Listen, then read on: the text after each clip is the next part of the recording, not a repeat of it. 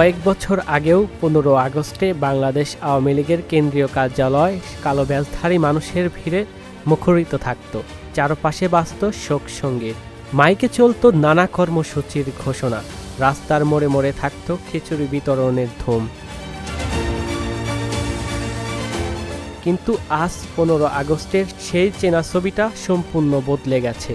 সকালে গুলিস্তানে আওয়ামী লীগের কেন্দ্রীয় কার্যালয়ে গিয়ে দেখা যায় ১০তলা ভবনটির মূল ফটক অকেজো অবস্থায় পড়ে আছে। কার্যালয়ের সামনের সড়ক দিয়ে গাড়ি ও পথচারীদের চলাচল অন্য দিনের মতোই স্বাভাবিক।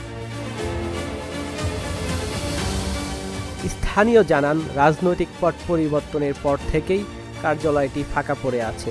১৫ আগস্টে যেখানে উপচে পড়ত মানুষের ভিড়, এবার সেখানে নেই কোনো ব্যস্ততা, চিত্র একেবারেই ভিন্ন। ৫ই আগস্টের আগে আওয়ামী লীগের এই প্রধান কার্যালয়ে আগে দেখতাম নেতা কর্মী, যুবলীগ, ছাত্রলীগ, কৃষক লীগ, এদের কোনো অভাব ছিল না। ৫ই আগস্টের পরে এখানে শূন্য। যুবলীগ, আওয়ামী লীগ, ছাত্রলীগ এখানে আসতে সাহস পায় না, কারণ ওরা যে অন্যায় অত্যাচার করেছে ১৫ বছর, তারা এখানে ভুলেও আসতে সাহস পায় না। জানে যেখানে আসলে ওরা ক্ষতিগ্রস্ত হবে, তাই আর আসতে এখানে সাহস পায় না। আগে তো অনেক জমজমাট ছিল এই জায়গায়, আওয়ামী লীগের ব্যানার ট্যানার বা ইটি বিক্রি হইতো। এখন আর ওইগুলা বিক্রি হয় না, আর এখন ইয়ে নেই, এখন সব নিরিবিলি পরিবেশ মুক্ত। সরকার পালানোর পরে আর ওইরকম কিছু নাই, এখন আর সব নিরিবিলি দেখা যাচ্ছে, নিরিবিলি। আমরা তো কই এখনো কোনো কিছু দেখি নেই, এই সমস্ত ব্যাপারে কোনো কিছু দেখি নাই। অফিস করলাম, অফিস থেকে বাইরে আসলাম, কোনো কোথাও কর্মসূচি দেখি নেই।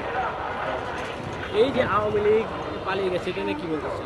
আওয়ামী লীগ পালিয়ে গেছে, এটা তাদের ব্যাপার, এটা দ্বারা আমাদের কিছু বলার নাই। এখন তো লোকজন ঢোকে, তারপরে আপনার টোকাইরা সব কিছু নিয়ে গেছে, এখন এরকমই অবস্থায়, পরিত্যক্ত অবস্থায় পড়ে আছে।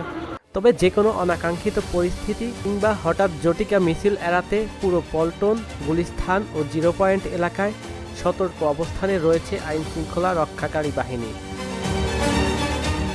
ইয়াকুব সারহান, ঢাকা জার্নাল।